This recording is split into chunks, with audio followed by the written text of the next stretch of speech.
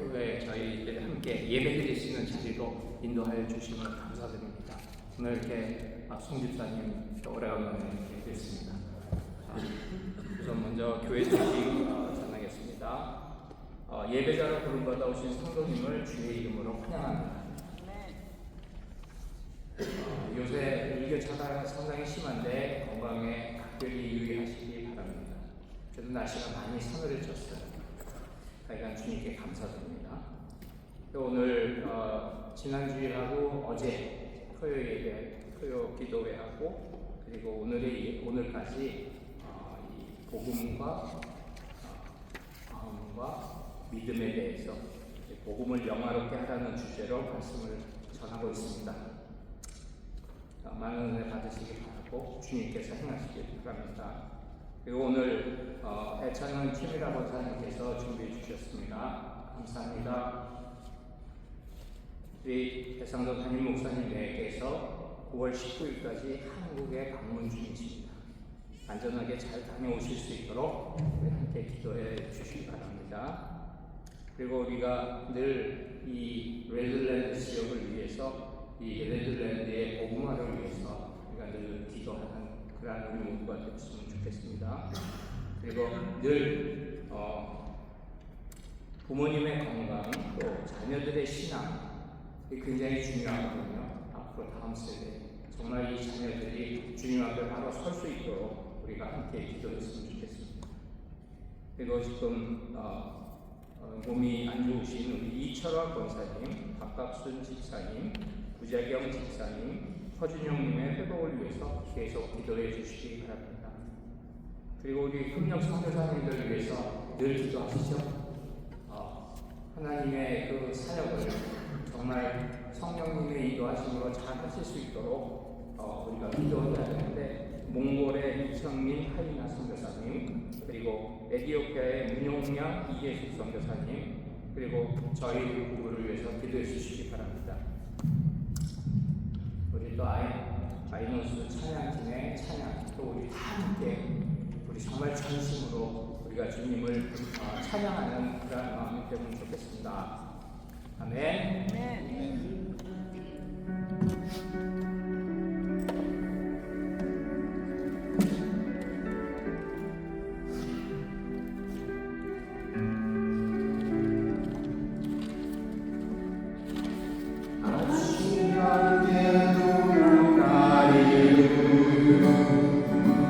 나의 약한 믿음을 심사일 때 부드럽게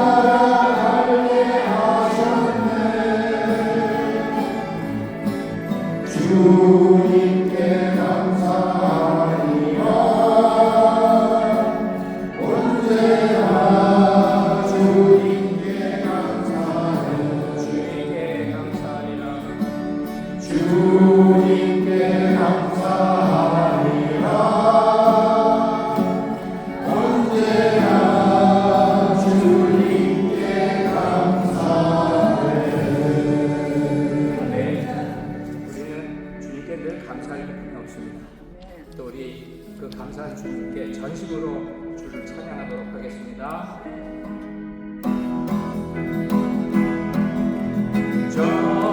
전심으로 주 찬양, 주의 이름 높이 올려드리세.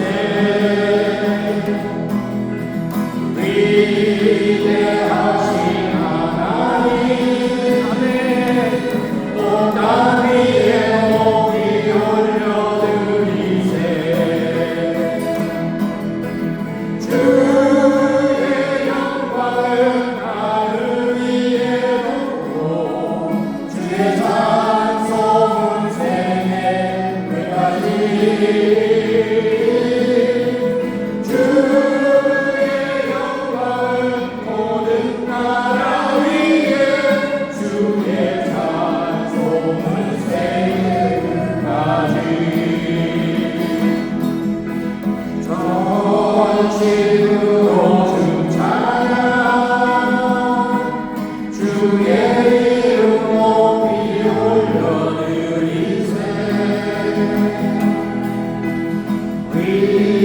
위대하신 하나님, 온 땅 위에 높이 올려드리세. 주의 영광을 하늘 위에 놓고 주의 찬송은 세계 끝까지. 주의 영광을 모든 나라 위에 주의 찬송은 세계 끝까지. 전심으로 주 찬양, 전심으로 주 찬양, 주의 이름 높이 올려드리세.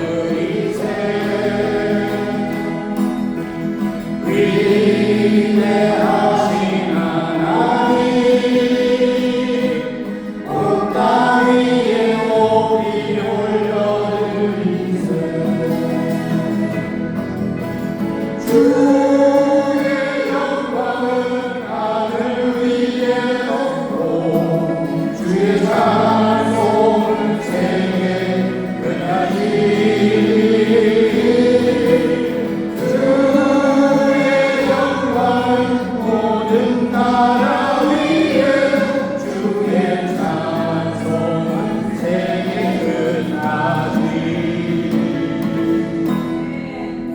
주의 영광은 모든 나라 위에 주의 찬송은 세계 끝까지. 언제나 우리가 찬양하는, 주님을 찬양하는 그런 우리 모두 되기를 간절히 바랍니다.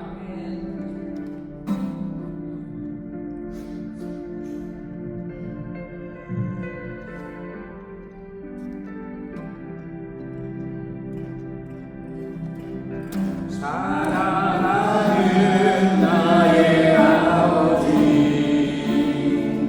이름 높여드립니다.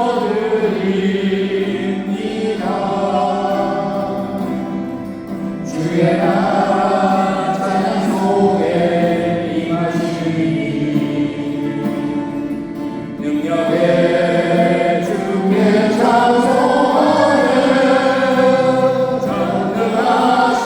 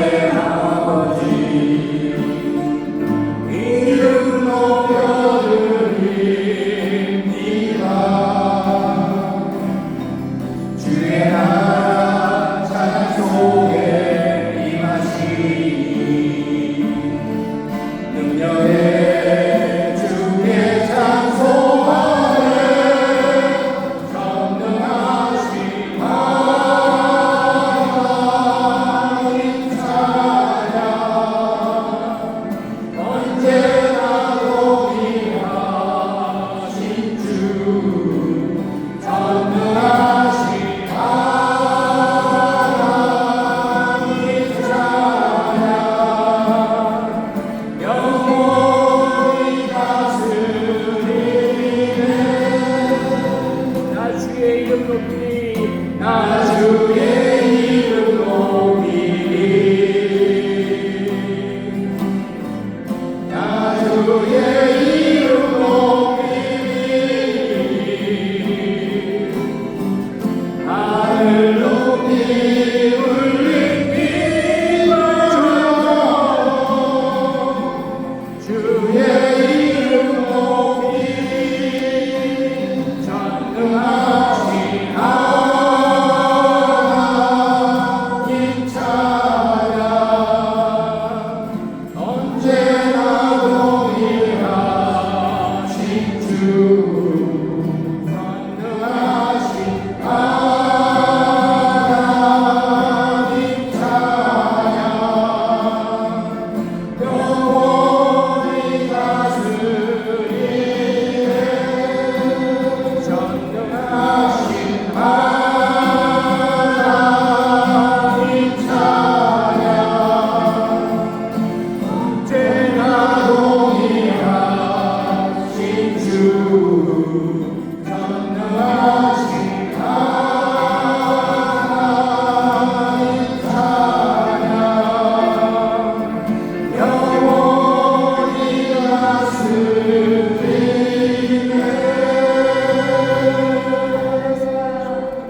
아멘.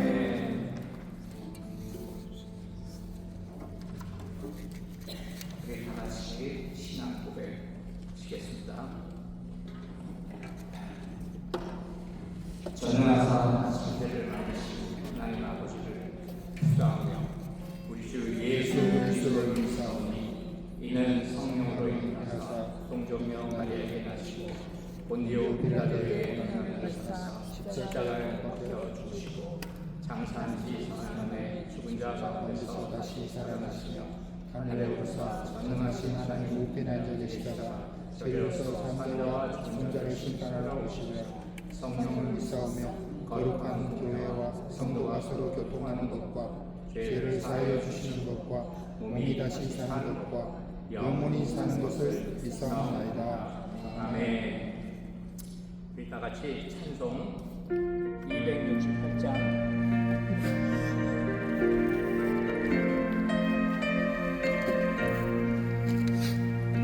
죄에서 자유를 얻게 함은 보혈의 능력 주의 보혈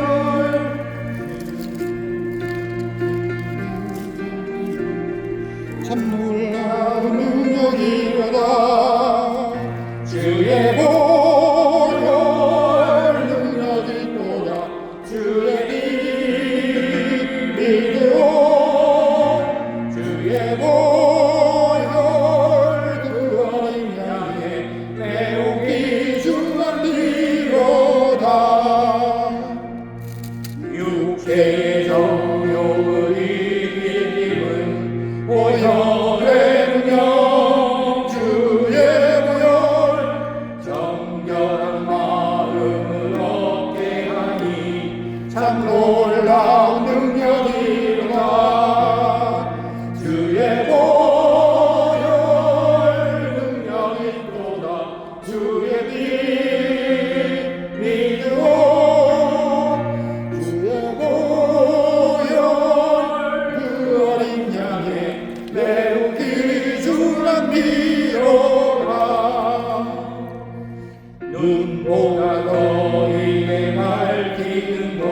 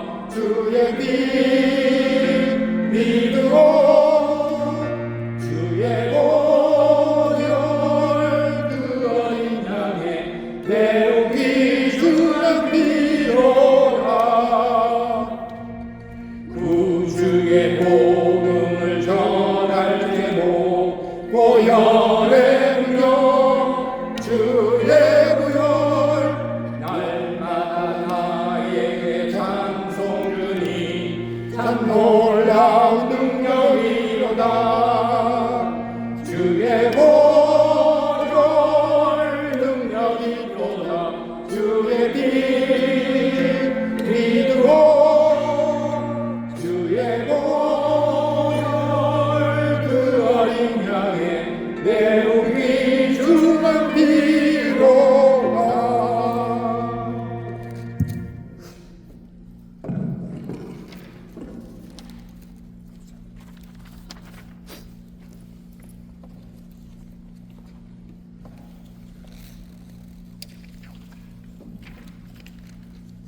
안녕들 하십니까? 네.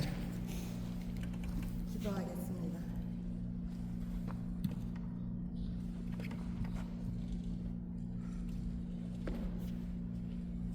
두려워하지 마라. 내가 너와 함이라. 놀라지 말라. 나는 네 하나님이 됨이라. 내가 너를 굳세게 하리라. 참으로 너를 도와주리라. 나의 의로운 오른손으로 너를 붙들리라. 이사야 41장 10절입니다. 전능하신 하나님, 온 우주를 만드시고 한치의 오차도 없이 운행하시며 붙들고 계신 하나님, 하나님의 은혜로 저의 부부가 여행을 다녀오게 하여 주심에 감사 기도 올리옵나이다. 그간 그리워하던 성도님들의 미소 띤 얼굴과 변함없는 사랑의 눈빛들을 다시 보게 된 것도 또한 감사 기도드립니다. 인간이 만들어낸 비행기를 타고 활주로를 달려 하늘로 오르고 땅으로 내릴 때마다 좌석을 굳게 잡고 긴장하는 마음으로 눈을 감고 안전을 기도드렸습니다. 그렇습니다. 비행기는 인간의 손으로 만들어지고 정비되어지고 또 기후의 변화를 어김없이 받을 수밖에 없어 기체가 조금만 오르락 내리락 하고 요동을 쳐도 불안할 수밖에 없었습니다. 이러한 여정을 거칠 때마다 하나님이 붙들고 계신 이 우주를 인간들이 이 우주에 겨우 한 뼘도 안 되는 지구라는 별의 하늘을 오르락 내리락 하면서 잘난 척하며 살고 있구나 하는 생각을 했습니다. 이 땅에 예수님을 보내주시어서 저희가 그분의 피 흘림으로 죄사함을 받고 예수님의 부활하심에 저희도 참여케 해주셔서 저희가 부활의 삶을 사는데 동참케 하여 주신 하나님, 그리고 저희들의 삶을 늘 지켜주시고 격려해 주신 성령님의 도움으로 오늘도 이 제단에 나와 하나님께 감사와 영광을 올려드리옵나이다. 지금 저희들이 살고 있는 이 근방 지역의 산에 많은 산불이 일어나고 있어 하나님이 주신 인간이 가장 살기에 적합하게 맞춰주신 그 좋은 공기를 오염시키고 번져가는 불길과 훼손되어가는 자연을 안타까운 마음으로 바라만 보고 있사옵나이다. 지금도 땀 흘리고 분투하며 이 더위에 불을 끄려고 애쓰고 있는 소방대원들과 경찰들, 그 밖에 대피하여 집을 버리고 떠난 주민들의 건강과 안전을 지켜주시옵고 하루빨리 불이 진화되어지기를 간절한 마음으로 기도드리옵나이다. 그리고 지금 코리아에 여행을 가신 저의 교회 배상도 목사님 부부의 건강과 안전을 지켜주시어서 무사히 돌아올 수 있게 하여 주시옵소서. 다행히 담임 목사님의 부재 중에도 저희들에게 말씀을 해주시는 윤영목 선교사님과 반주해 주시는 윤영란 선교사님의 수고에 감사드리며 하나님께서 이렇게 또 꼭 알맞게 채워주시는 은혜의 복에 감사 기도 드릴 수밖에 없습니다. 지금도 세계 곳곳에서 주님의 말씀을 증거하고 하나님의 나라를 확장하고 계시는 선교사님들, 그분들의 건강과 안전을 지켜주시고 성령님의 도우심으로 어려움 중에도 성령 충만하여 예수님의 당부를 지켜나가시게 하옵기를 기도드리옵나이다. 병중에 계신 분들, 이철아 권사님, 박갑순 형제님, 구자경 자매님, 허준영님, 그 밖에도 주위에 많은 기도가 필요하신 그분들의 눈물과 투병을 예수님께서 더 많은 위로로 붙들어 주시기를 간절히 기도드리옵나이다. 그리고 저희 교회의 감사방을 위해 기도드립니다. 몇 명 안 되는 가정으로 꾸려나가느라 힘들고 자주 모일 수 없지만 늘 서로 기도하면서 서로 사랑하는 마음과 결속되어지는 마음을 더욱 두텁게 느끼고 있사오니 저희의 믿음이 더욱 견고해지고 지혜로워져서 하나님이 이 레들랜드에 세우신 교회가 아름다운 공동체로 꽃을 피울 수 있는 일꾼들로 세워주시옵소서. 이 모든 말씀 오늘도 우리의 중보자 되시는 예수 그리스도의 이름 받들어 간절히 기도드렸사옵나이다. 아멘.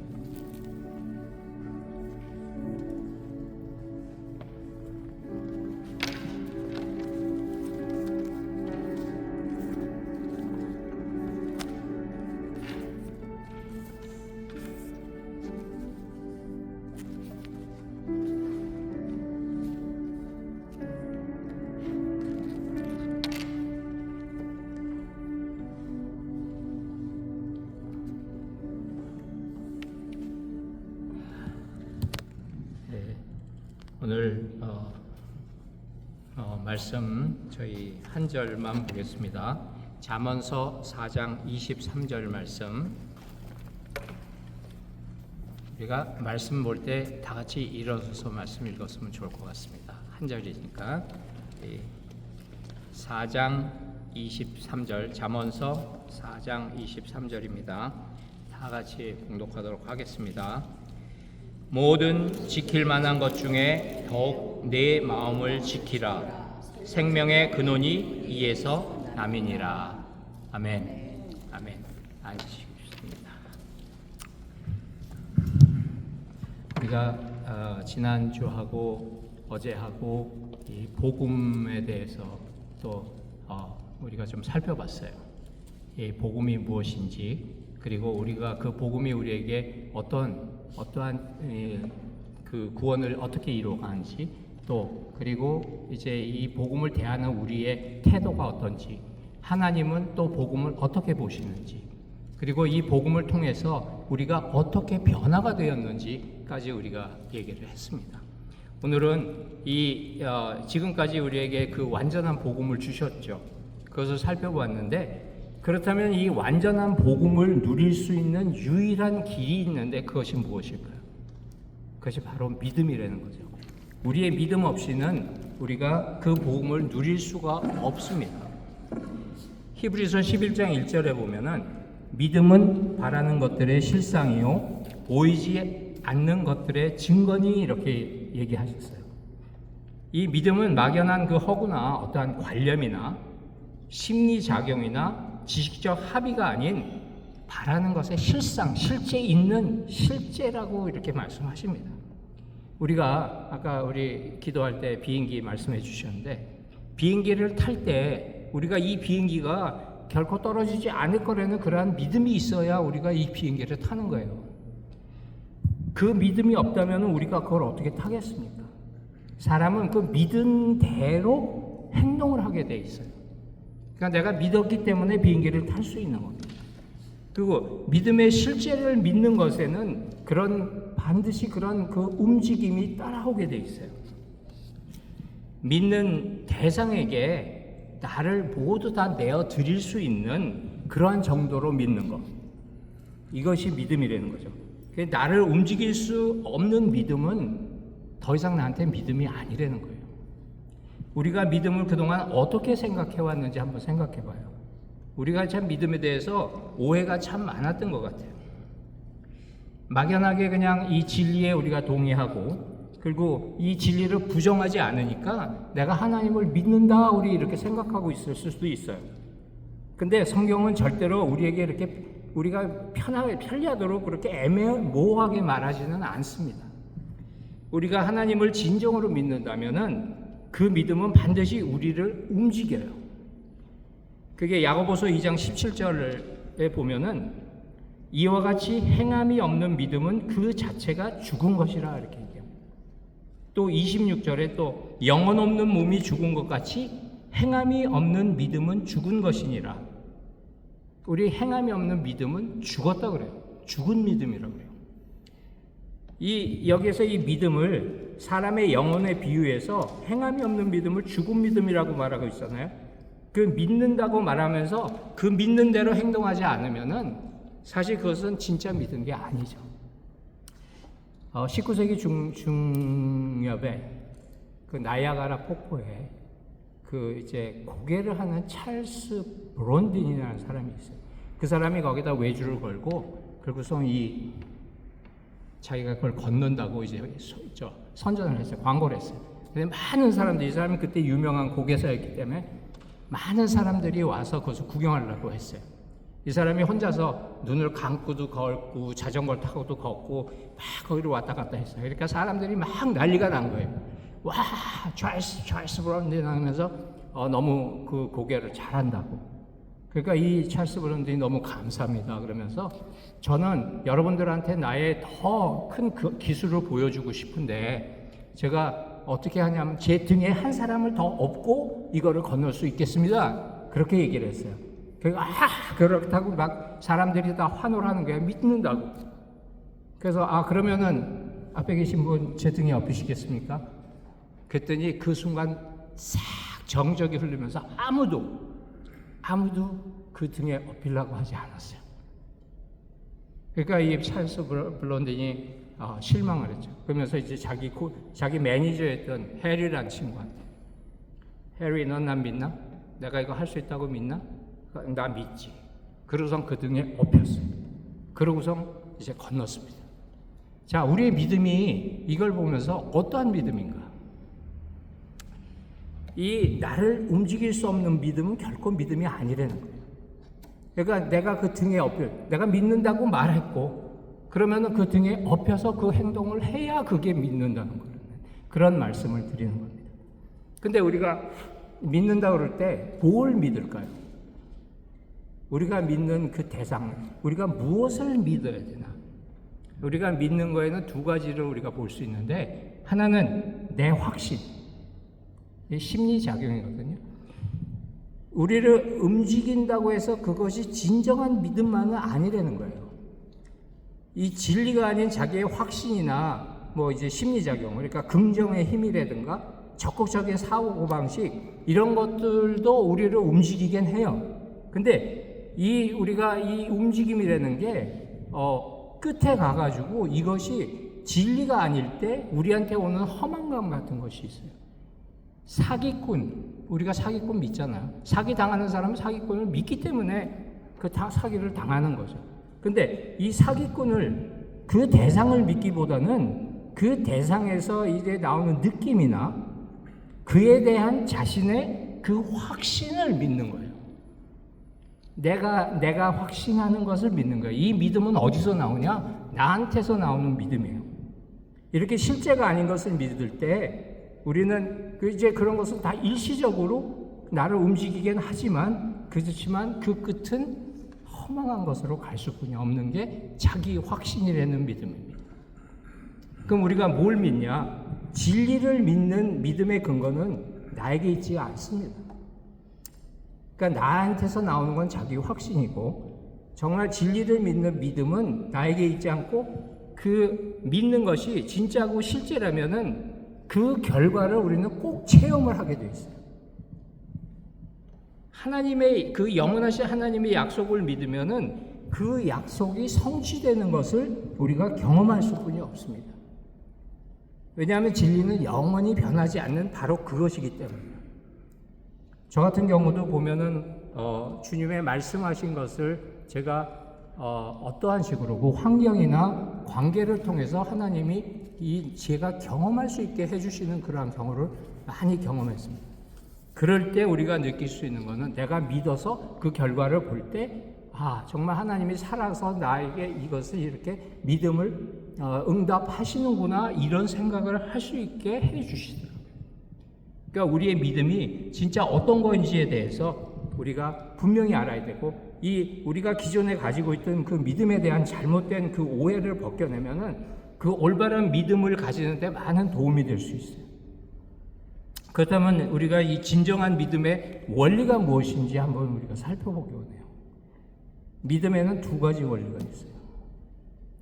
보이지 않는 실제를 대하는 원리. 우리는 하나님이 창조하신 이 세계에 분명히 두 가지 실제가 존재합니다. 보이는 실제와 보이지 않는 실제가 있어요. 우리가 이제 옆에 분 이렇게 쓱 보면은 그 옆에 그 외모를 보고 아 이분이 누구구나 우리는 알 수 있어요. 근데 그렇게 봤을 때 우리가 그분의 마음은 어떤지 우리가 알 수가 없죠. 이게 보이는 실제와 보이지 않는 실제. 그러니까 고린도후서 4장 18절에 보면은 우리가 주목하는 것은 보이는 것이 아니요 보이지 않는 것이니 보이는 것은 잠깐이요 보이지 않는 것은 영원함이라고 하셨어요. 그러니까 우리의 보이는 것은 사실 어떻게 보면 믿음의 대상이 아니에요. 보이는 것은 그냥 보일 뿐입니다. 그리고 이것은 잠깐이라고 했어요. 우리 육신, 우리 보이는 우리 이 외모, 근데 우리 속에 마음이 있는 것은 우리가 보이기가 쉽지 않은 보이지 않는 실제죠. 그 나무에 열매가 맺혔을 때 이 열매는 보이는 실제지만 이 열매를 맺게 하는 그 생명력은 보이지 않는 실제라는 거죠. 오이가 자라는 거 보시면은 아침에 있다가 저녁 때 되면 그냥 쭉 자라 있어요. 와, 신기해요. 근데 이것을 자라게 하는 그 생명력, 이것이 보이지 않는 실제라는 거예요. 그리고 이스라엘 백성들이 그 하나님이 이루시는 많은 기적을 봤잖아요. 그 기적을 보는 거는 보이는 거예요. 근데 그 뒤에서 행하시는 하나님은 보이지 않는 실제라는 거예요. 그게 우리가 뭘 믿어야 되는지 여기에서 우리가 한번 생각해 볼 만하죠. 그러니까 고린도후서 5장 7절 이는 우리가 믿음으로 행하고 보는 것으로 행하지 아니함이라. 보는 것으로 행하지 않아요. 우리는 믿음으로 행하는 그러한 자리에 서야 되는 거죠. 우리가 눈에 보이는 그 현상이나 모습에 속지 않고 믿음으로 행할 때 우리 이 천지를 만드신 하나님을 우리가 그 믿음으로 볼 수 있고 주님한테 믿음으로 나아갈 수 있게 되는 거예요.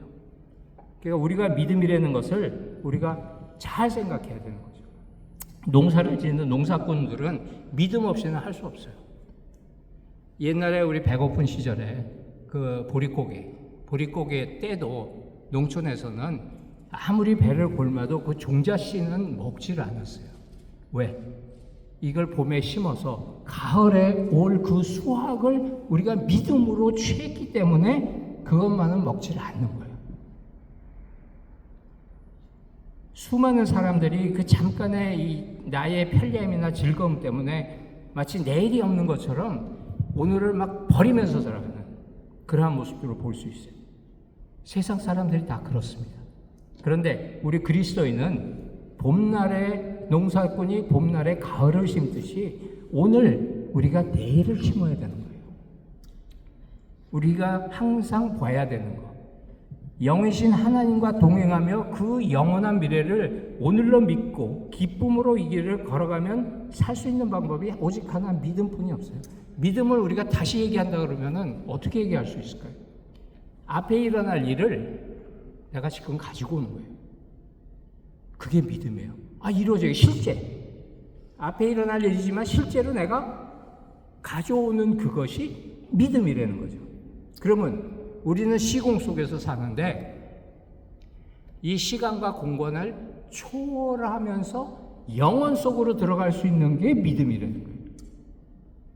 그 영혼 속에 들어갔을 때 영원하신 하나님과 함께 할 수 있는 오직 한 길이 믿음이라는 거죠. 우리가 이 믿음에 대해서 분명히 확실하게 우리가 가지고 있어야 되는 겁니다. 그 두 번째 원리는 행함, 우리의 최선은 믿음의 반대 개념이다. 많은 사람들이 이 믿음이라는 것을 어떻게 생각하냐면은 나의 최선, 내가 하는 이 최선에다가 하나님의 은혜가 같이 합쳐져야 그래야 그 은혜를 우리가 마음껏 누린다고 생각을 해요. 근데 하나님이 우리에게 주시는 은혜는 어떤 거냐고 우리가 얘기할 수 있냐면 은혜는 받을 자격이 없는 자에게 하나님께서 거저 주시는 일방적인 호의예요. 우리가 100만 원짜리 물건을 10원에 샀다고 그래요. 이게 은혜인가요? 이거는 우리가 싸게 샀다 뿐이지 은혜가 아니에요. 이거는 그냥 싸게 샀어요. 근데 우리가 정말 하나님이 우리가 그 은혜를 받고 복음을 받을 자격이 0.00001%도 없는 나에게 하나님의 아들을 값을 치르고서 우리에게 일방적으로 주신 그 은혜, 이것을 누리고 받는 방법은 오직 믿음뿐이 없다는 거죠. 우리가 하나님과 함께 할 수 있는 그 믿음이라는 것, 그거는 분명히 내가 앞으로 보이지 않는 그 실상을 내가 실제로 받아들이는 것이라는 거죠.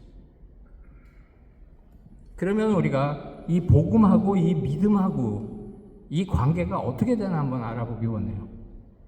복음이 누구에게나 복음이지만 아무에게나 복음이 아닌 이유는 오직 믿음으로 받는 자에게만 그 복음이 되기 때문이죠. 누구에게나 복음이에요. 그러나 아무에게나 주어지는 복음은 아니에요. 내가 그 복음을 복음으로 누릴 수 있는 그 길이 바로 믿음이라는 거죠. 로마서 1장 17절에 여러분 잘 아시는 구절인데, 복음에는 하나님의 의가 나타나서 믿음으로 믿음에 이르게 하나니 기록된 바 오직 의인은 믿음으로 말미암아 살리라 함과 같으니라. 믿음으로 믿음에 이르게 한다고 그랬어요. 하나님의 그 완전한 의가 나의 의가 되는 원리는 오직 믿음뿐이라는 거죠. 그러니까 우리가 지금 믿음을 보고 있는데, 믿음의 내 확신이 아닌 진리를 대하는 그러한 믿음, 복음은 우리의 믿음을 전제로 만들어졌어요. 이 복음은 온전한 믿음으로 우리가 믿을 때에만 그 효력이 작동을 하게 되는 거예요. 그래서 이 믿음의 문제는 복음, 하나님이 주신 그 완전한 복음의 존재 여부만큼이나 중요한 부분이에요. 우리가 하나님의 그 복음을 누릴 수 있는 오직 한 길, 그 믿음. 근데 이 믿음을 제대로 누리지 못하는 사람들이 있죠. 히브리서 4장 2절에 보면은 그들과 같이 우리도 복음 전함을 받은 자이나 들은 바 그 말씀이 그들에게 유익하지 못한 것은 듣는 자가 믿음과 결부시키지 아니함이라. 그리고 고린도전서 15장 2절에 보면은 우리가 헛되이 믿을 수 있다고 그래요. 믿음에 결부시키지 않고 또 헛되이 믿을 수가 있는 거예요. 근데 에베소서 2장 8절 9절에 보면은 너희는 그 은혜에 의하여 믿음으로 말미암아 구원을 받았으니 이것은 너희에게 난 것이 아니요 하나님의 선물이라. 이게 행위에서 난 것이 아니니 이는 누구든지 자랑하지 못하게 함이라. 이렇게 말씀하십니다. 이 은혜의 복음은 오직 믿음으로만 누려지는 거예요. 행위를 의지하는 사람은 믿음의 삶을 살 수가 없어요. 이것이 하나님의 선물이고 이 선물을 받을 수 있는 것은 오직 믿음인데, 이 믿음은 어디서 시작되냐면 하늘에서 시작돼요. 하나님, 나는 나다 하시는 그 하나님, 나의 모든 좋은 것은 다 나는 나다 속에 있어요. 믿음, 예수님은 믿음이신 거죠. 이 믿음이 내려오셔서 우리에게 그 믿음이 주어지는 그 믿음이 진짜 믿음이고, 내 최선은 땅에서 내가 안간힘을 쓰고 내가 어떻게 한번 구원을 얻을까 하는 이것이 나의 최선이라는 거죠. 내 열심이 아닌 하나님의 열심이 나를 통해서 이루어지는 그것이 우리한테 하나님이 주시고자 하는 거예요. 우리는 항상 내가 무엇을 해야 된다고 생각을 해요. 근데 하나님의 은혜는 그런 내가 어떠한 그렇게 하나님을 도와드리고 하는 그러한 그 자리에 들어가서는 어떻게 보면은 하나님이 하시는 일에 거기에다가 오염시키는 것뿐이 안 되는 거죠. 우리가 정말 은혜라는 것은 무엇인지 그것을 우리는 그걸 분명히 알아야 돼요. 로마서 10장 17절에는 그러므로 믿음은 들음에서 나며 들음은 그리스도의 말씀으로 말미암았느니라. 이 믿음이 어떻게 우리한테 올 수 있느냐? 믿음이 생기는 원인은 반드시 있는 거죠. 진리를 들어야 되는 겁니다. 이 진리를 들어야 믿을 수 있는데 그 듣는 진리는 그리스도의 말씀이다 이렇게 하세요. 우리의 믿음은 말씀을 믿는 믿음이 되어야 되는 거죠. 그 안에서 너희도 진리의 말씀 곧 너희의 구원의 복음을 듣고 그 안에서 또한 믿어 약속의 성령으로 인치심을 받았으니, 에베소서 1장 13절 말씀인데요. 믿음은 그 대상과 내용이 분명해야 돼요. 우리가 믿는다고 하면서 내 자기 확신이나 긍정의 힘이나 적극적인 사고방식을 가지는 것은 어떻게 보면 정신통일하는 거예요. 우리가 이렇게 헷갈리고 애매모호하게 믿는 그 믿음이 아닌 그 복음이 말한 액면 그대로 그 진리들을 우리가 믿어야 되는 거죠. 이 복음의 내용을 보면 믿음이 뭔지 알게 되고, 믿음의 내용을 보면 또 복음이 뭔지 알 수 있게 되는 거예요. 그렇게 돼야 되죠. 믿음은 바라는 것이 아닌 바라는 것들의 실상이죠. 실제 있는 것. 지금 내가 갖고 있지 않으면 실제 있는 그것을 내가 지금 가져오는 것. 그렇기 때문에 믿음은 반드시 우리를 움직이게 돼 있어요. 우리가 그 말씀을 받으면 그 말씀에 따라 살게 돼 있는 거죠. 우리 한번 이 말을 한번 같이 해봤으면 좋겠어요. 나를 움직일 수 없는 믿음은 결코 믿음이 아니다. 결코 믿음이 아니다. 그러면은 이 믿음의 주소가 어딜까요? 이 믿음이 어디서 태어날까요? 이제 이 주제는 우리가 자연스럽게 마음이라는 데로 들어갈 수 있어요. 복음, 믿음, 완전한 복음의 온전한 믿음.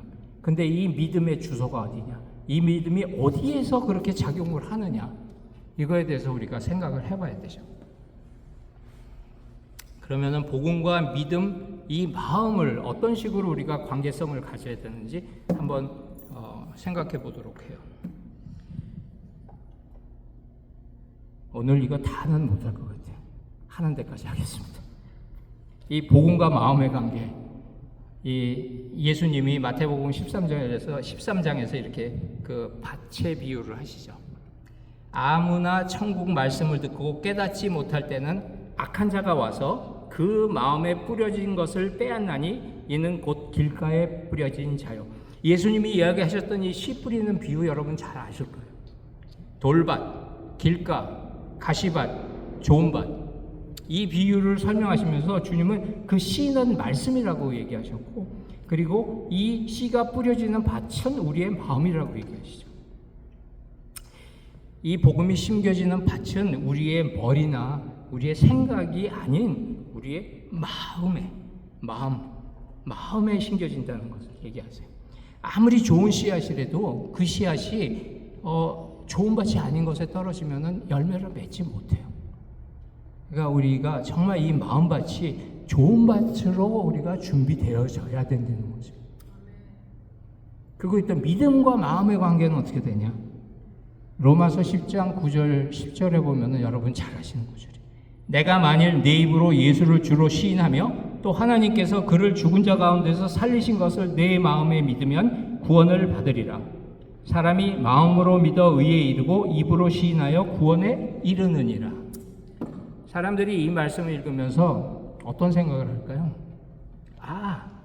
성경에서 입으로 시인하면 구원을 받는다고 말씀하셨지. 그러면은 나 입으로 시인해야지. 이건 맞는 말일까요? 제가 멕시코에 선교를 다니면서 매일 사형리 영접시키는 그 사역을 무척 많이 했어요. 한 1년 정도 하다 보니까 이게 뭐지? 이런 생각이 들었어요. 그게 왜 그러냐면 같은 데 가다 보면은 다니다 보면 같은 데 또 가고 같은 데 또 가고 같은 사람한테 또 영접기도 시키고 또 영접시키도 시키고 그 사람들은 우리가 외국에서 온 사람들이고 미국에서 온 사람들이고 그 사람들은 굉장히 프렌들리해요. 그냥 와서 자기네한테 이렇게 먹을 것도 주고 뭐도 주고 하니까 믿는다고 그냥 이렇게 해요. 근데 그 사람들이 구원을 받았을까? 이거에 대한 생각을 제가 해보게 되는 거예요. 이게 마찬가지로 이 말씀에서 이 시대에 마음으로 믿어 입으로 시인한다는 말은 내가 입으로 시인할 때 나는 내 목숨이 떨어져 나가는 것을 각오하고 하는 얘기였었어요. 지금 상황에서는 북한이 그렇죠. 무슬람 지역에서도 그렇게 강력한 무슬림들은 그럴 수가 있어요. 그렇게 우리가 정말 마음으로 우리의 모습이 정말 마음으로 믿었기 때문에 내 목에 칼이 들어오고 총이 들어와도 예수는 그리스도라는 것을 내가 확실하게 얘기할 수 있는 그러한 자리.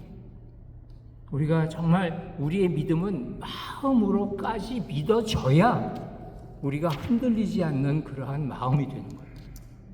우리는 그 세상의 이거에 대해서 자꾸 이렇게 흔들리고 이럴 수가 있어요. 근데 내가 확실하게 마음으로 예수는 그리스도라는 것이 믿어진 그때가 되면은 어떠한 상황 속에서도 내가 흔들리지 않는 그러한 마음이 된다는 거죠. 자, 우리 오늘 읽었던 잠언서 4장 23절. 우리가 마음의 개념이 무언가 우리가 한번 생각해 보기 원해. 모든 지킬 만한 것 중에 더욱 내 마음을 지키라. 생명의 근원이 이에서 남이니라.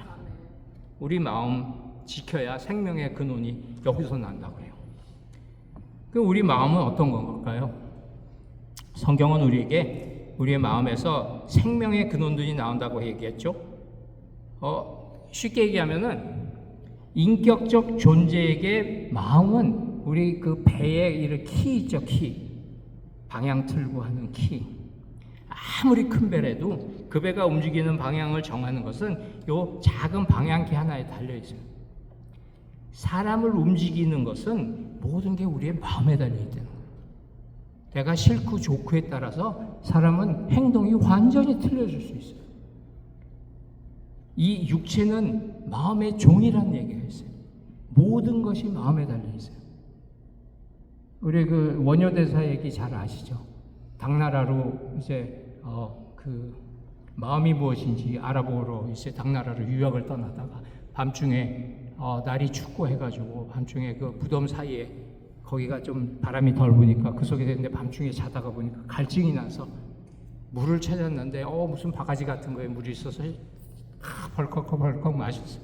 그 마시니까 물이 너무나 달고 너무나 맛있는 거예요. 그 아침에 일어나서 그게 생각이 나가지고 내가 먹은 물이 도대체 어디 있나. 그것을 찾다 보니까 바가지는 없고 전부 해골들만 굴러다니고 있는 거예요. 그때 이분이 갑자기 깨달은 게 뭐냐면 내가 먹은 게 이거 해골 바가지 속에 있던 썩은 물이었었어? 이 생각이 탁 들어오니까 갑자기 구역질이 나고 모든 걸 다 토해버리게 되는 거예요. 그러니까 변한 거, 이 물은 변한 게 없어요. 근데 그때 원효대사가 깨달은 것이 뭐냐면은 내 마음의 문제로구나 이게. 그래서 당나라로 가는 유학을 포기하고 마음심지 하나 써놓고 돌아왔다는 얘기가 있습니다. 그게 그만큼 우리의 마음이 내가 마음 먹는 거에 따라서 내 모든 행동이 달라질 수 있는 거예요. 성경이 말하는 우리의 마음은 이 사도행전에 보면은 다윗이 내 마음에 맞는 사람, 다윗을 만나니 이새의 아들 다윗을 만나니 내 마음에 맞는 사람이라 내 뜻을 다 이루리라 하시더니 하나님이 보시는 것은 그 마음을 보시죠. 솔로몬 열왕기상 11장 솔로몬의 나이가 많을 때에 그의 여인들이 그의 마음을 돌려 다른 신들을 따르게 하였으므로 왕의 마음이 그의 아버지 다윗의 마음과 같이 아니하여 그의 하나님 여호와 앞에 온전하지 못하였으니. 우리 마음이 어떻게 가느냐는 그 마음을 어디에다 두느냐에 대해서 달라지는 거예요. 모든 지킬 만한 것 중에 더욱 내 마음을 지키라. 생명의 근원이 이에서 남이니라. 우리의 외모나 행동, 성격 이런 것들이 우리 자신이 아닌 우리의 마음이 바로 그 다래는 거예요. 그 마음이 바로 다래는 거예요. 우리 신명기 30장에 보면은 11절에서 14절까지 이런 말씀이 있습니다.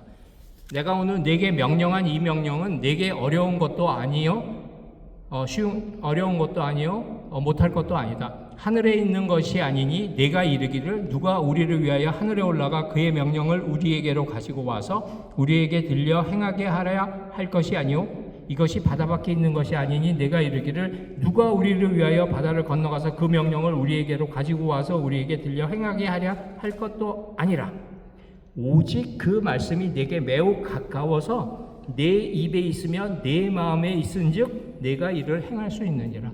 우리가 아무리 어려운 일이라도 내 마음에서 그것을 하고 싶어 하면은 어떠한 대가를 지불하더라도 그 일을 합니다. 하나님의 말씀이 너무 멀리 있고 하늘에 있어서 우리가 그 말씀을 지킬 수 없는 것이 아니라고 성경은 이야기하는 거예요. 다시 말하면 하나님의 말씀이 너무 어렵고 복잡해서 우리가 지키지 못하는 게 아니라는 얘기죠. 네 마음에 없대는 거야. 근데 내가 좋아서 하는 일이면 어떠한 희생도 어떠한 대가 지불도 하죠. 내가 골프를 좋아하면 골프에 모든 것을 다 투자하죠. 근데 만약에 내 마음이 싫으면, 내 마음이 옆에 사람이 싫어요. 근데 저 사람이 나한테 뭘 부탁을 했어. 이것 좀 해주세요. 내가 지금 내 마음이 허락을 안 하는 거예요. 내가 싫으면은. 그 간신히 억지로 이 종이장 하나 드는 것도 정말 무슨 철근을 드는 것 같이 그러한 무거운 그런 마음으로 줄 수뿐이 없는 거죠. 내가 내 마음에 그러한 것들이 정말 내가 좋아하고 싫어하고 해서 모든 것들이 다 변화될 수 있는 거예요. 내 마음을 어디에다 둘 거냐? 세상에 둘 거냐? 하나님한테 둘 거냐? 이게 우리가 마음이 이런 게 우리 마음이에요. 우리 그 사람의 마음은 내가 원하는 거면 어떠한 상황이나 어떠한 조건도 다 뛰어넘을 수 있어요. 그래서 내가 말씀대로 살지 못하는 것은 너 상황이 어렵거나 할 수 있는 능력이 없어서가 아니라 내 마음이 없어서 그런 거라고 얘기하시는 거예요. 그럼 인간의 그 마음이 어떠한 마음인지 그 실체를 한번 우리가 봐야 돼요. 모든 일은 인간의 마음에 달려있죠. 이렇게 중요한 마음이 그냥 자연스럽게 하나님께로 향한다 그러면 얼마나 좋겠어요. 근데 우리는 하나님께로 향하는 것은 굉장히 힘든 그러한 존재예요. 에레미야 17장 9절 만물보다 거짓되고 심히 부패한 것은 마음이라 누가 능히 이를 알리오마는. 성경에서는 우리 마음이 거짓되고 부패했다고 했는데 우리가 우리 마음을 몰라요. 그렇다면 성경은 왜 우리 마음이 부패했다고 이렇게 얘기할까요? 그것은 이제 우리가 창세기 3장에서 범죄로 인해서 하나님이 사랑 안에 담은 그 영의 기능이 깨어졌다는 것을 이야기하는 거예요. 이 기능이 정상적으로 작동을 할 수 없게 된 거죠. 그러니까 더 이상 우리가 선을 받을 수 없는 존재가 되어버렸어요. 우리가 정말 마귀의 자식으로서 우리가 짓는 것은 모든 것이 악할 뿐이다 하는 그런 자리에 선 거죠. 이건데 시간 우리 어떻게 해야 될까요?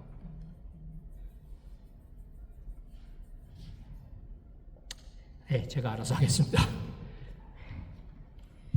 이 창세기 3장에서 우리의 범죄 그것을 우리 하나님은 그걸 생각하시면서 만물보다 거짓된 것, 심히 부패된 것이 인간의 마음이라고 이렇게 우리한테 알려주셨어요.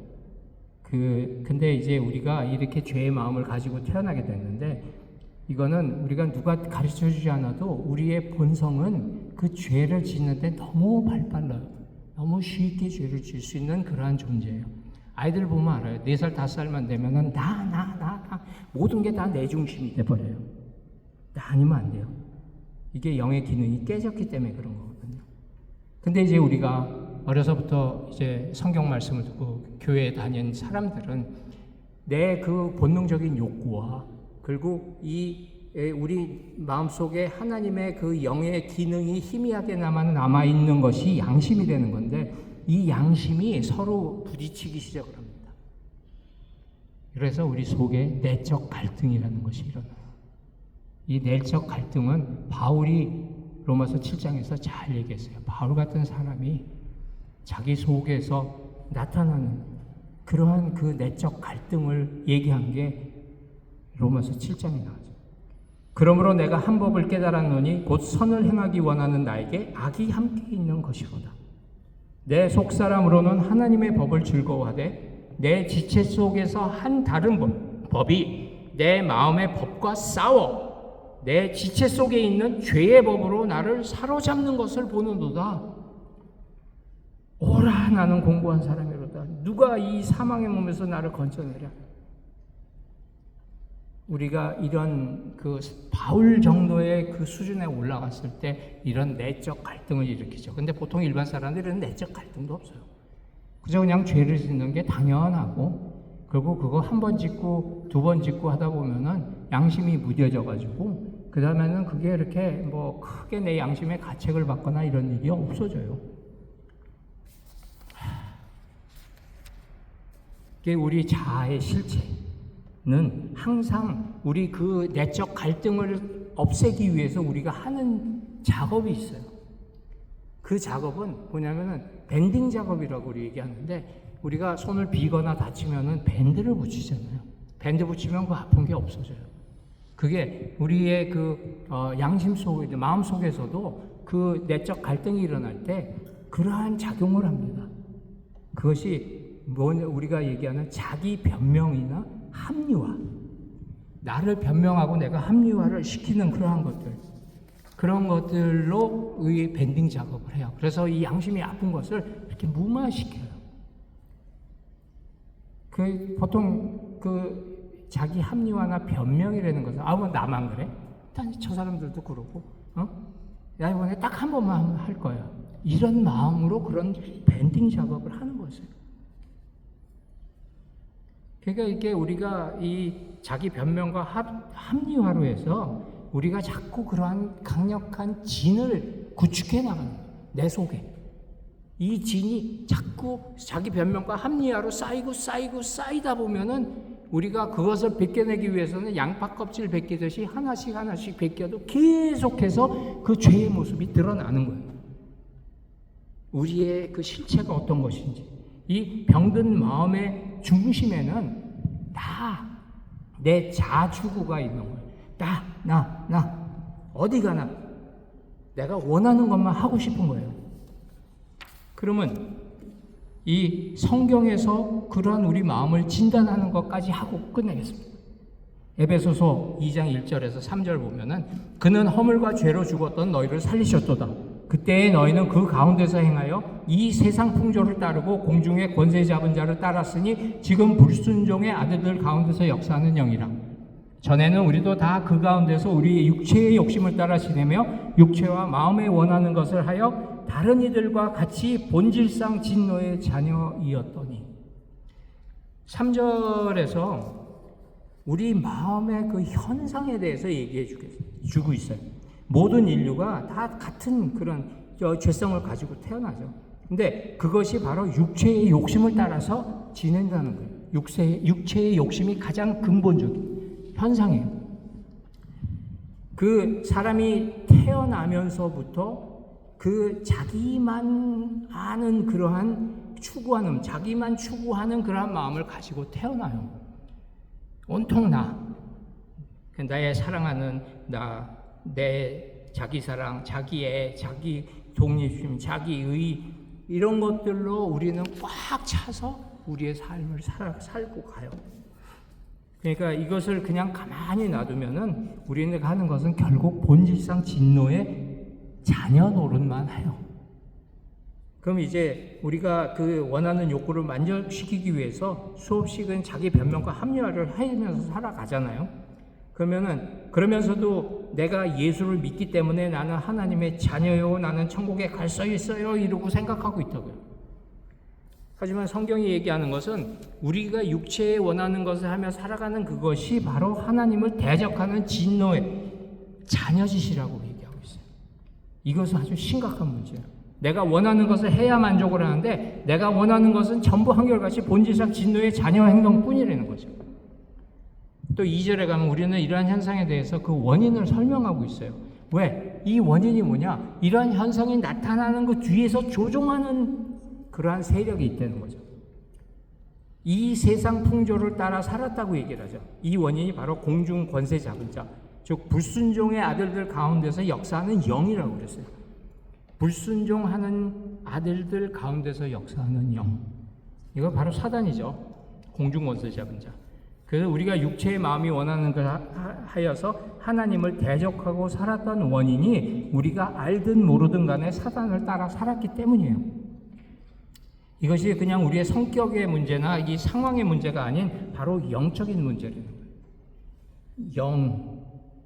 영이 뒤에서 우리를 조종하는 거죠. 그 1절에 이 모든 것의 그 뿌리는, 이 문제의 근원은 죄와 허물로 죽은 우리, 그렇게 얘기하고 있어요. 이거는 생물학적 죽음이 아니고 바로 우리의 생명의 근원 대신 하나님에게서 끊어졌다는 것을 얘기하는 거죠.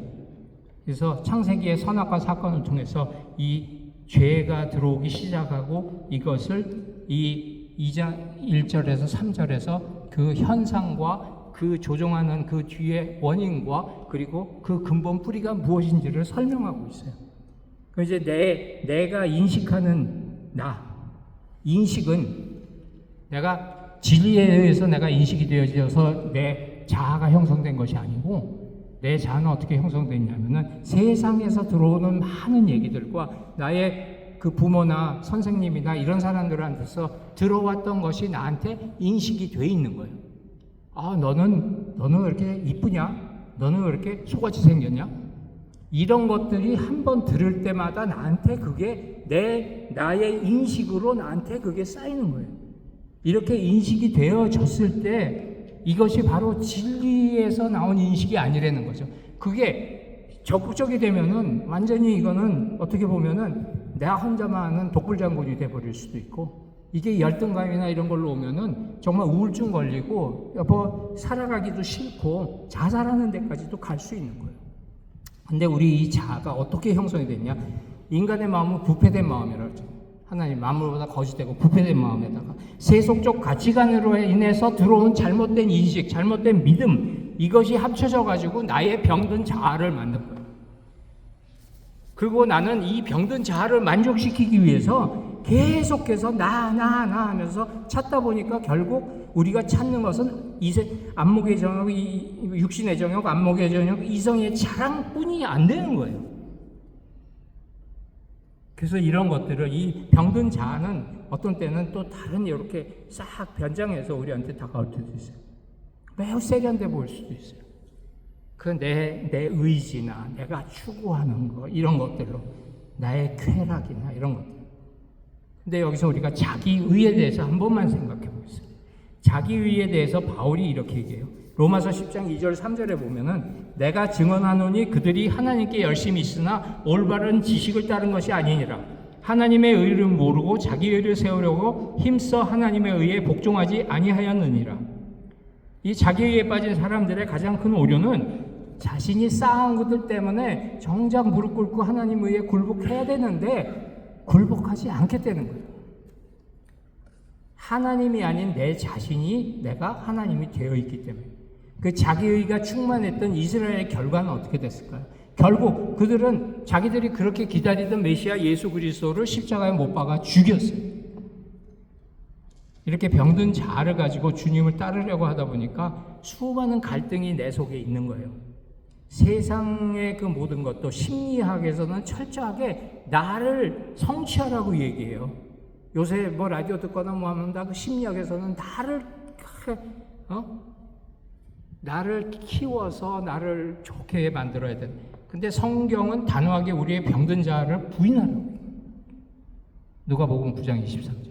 아무든지 나를 쫓으려거든 자기를 부인하고 날마다 제 십자가를 지고 나를 따르라고 했어요. 이 병든 자아를 성경에서 뭐라고 하냐면은 옛사람, 옛것, 땅의 지체, 육의 사람, 이게 병든 자아를 지칭하는 말들이에요. 그 단어 뒤에 나오는 것은 이것을 고치라, 개선하라 이런 얘기가 없죠. 다 죽이라, 죽이라, 벗으라 이렇게 얘기하고 있는 거죠. 이게 우리가 이 병든 자아가 처리되지 않으면 결코 천국에 들어갈 수가 없는 거예요. 천국은 우리 병든 자아를 가지고는 결코 들어갈 수 없는 곳이기 때문에 하나님이 예수 그리스도를 이 땅에 보내서 나와 함께 십자가에 못 박혀 죽으시고 부활하실 때 나를 새로운 피조물로 창조하셔서 하나님이 영원히 나와 함께 살겠다고 하는데 그 길로 가는 것이 오직 믿음, 완전한 복음을 주셨고 그 완전한 복음을 온전하게 믿으라. 근데 내 마음의 상태가 어떤 것인지 너희가 분명히 깨닫고 예수가 왜 이 땅에 오셔서 나와 함께 십자가에 못 박혀 죽었는지를 분명히 알으라고 이 말씀들을 주신 겁니다. 그래서 우리의 소망은 오직 십자가. 아멘. 할렐루야. 사랑해 주님, 감사합니다. 오늘 주님께서 주신 복음과 믿음과 마음으로 우리가 다시 한번 새롭게 되어지는 그러한 경험을 할 수 있도록 아버지 인도하여 주시옵소서. 오늘 이 말씀을 우리 육비에 새겨서 하나님 아버지와 함께하는 삶이 어떤 것인지, 그리고 나의 존재가 어떠한 존재였었는지, 그리고 이것을 이 하나님과 함께할 수 있는 길이 어떤 길인지 우리가 분명히 들었습니다. 주님, 이것을 통해서 우리가 늘 하나님과 함께하는 영원한 삶을 누리는 그러한 우리들이 될 수 있도록 아버지 인도하여 주시옵소서. 오직 믿음으로 오직 예수만 바라보는 그러한 우리 모두가 되게 하여 주시옵기를 바라며 모든 말씀 우리 주 예수 그리스도 이름으로 기도드립니다. 아멘. 자, 우리 다 같이 헌금하도록 하겠습니다.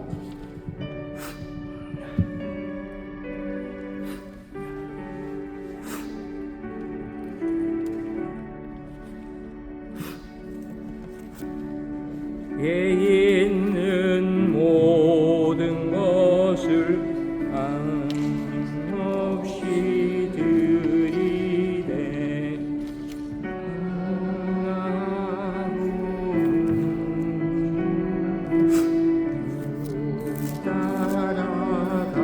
따라가리라. 주께 드리네.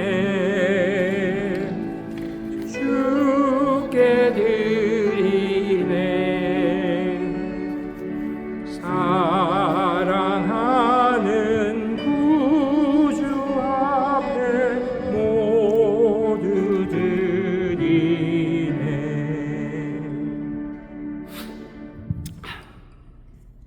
찬송가 305장.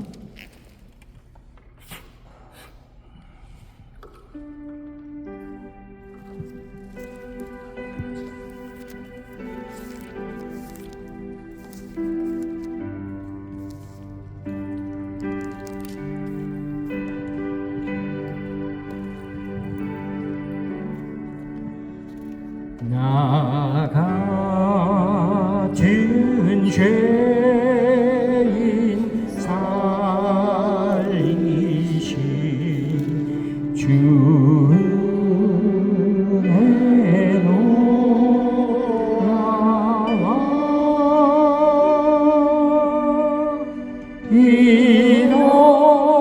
잃었던 생명 찾았고 생명을 얻네.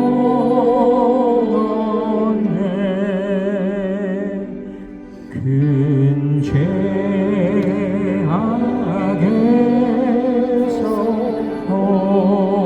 건지신 주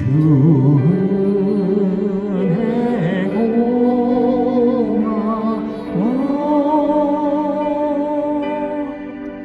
나 처음 믿은 그 시간 귀하고 귀하다. 이제껏 내가 산 것도 주님의 은혜야. 또 나를 장차 본향에 인도해 주시리.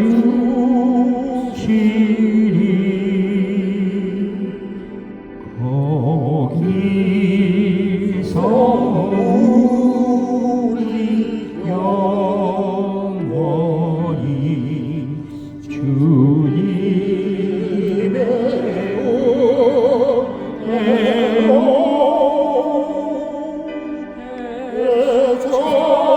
저런 밝게 살면서 주 찬양하리라.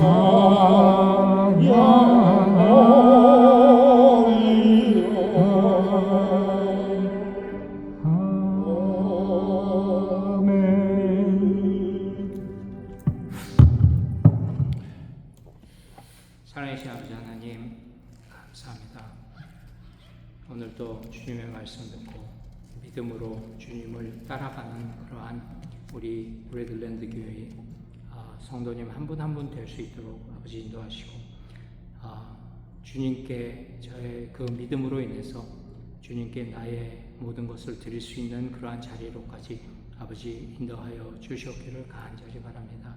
오늘도 주님께서 허락하신 그 모든 것들을 바로 알아서 주님의 뜻만 행하는 그러한 자리에 서는 우리 레들랜드 교회 한 분 한 분 될 수 있도록 인도하여 주시고 또 오늘 드린 헌물 위에 주님께서 축복하여 주시옵기를 간절히 바랍니다.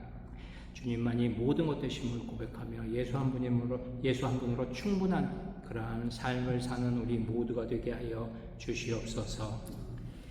지금은 우리 주 예수 그리스도의 은혜와 하나님 아버지의 그 크신 사랑과 성령님의 인도 교통 보호하심이 오늘 말씀을 듣고 육비에 그 말씀을 새기고 믿음으로 살아가겠다고 결단하는 우리 레들랜드 교회 한 분 한 분의 머리 교회와 그 가정의 교회와 그 자손의 교회와 또 하나님 아버지께서 주시는 그 모든 일들 위에 지금부터 영원히 함께 하실지어다. 아멘.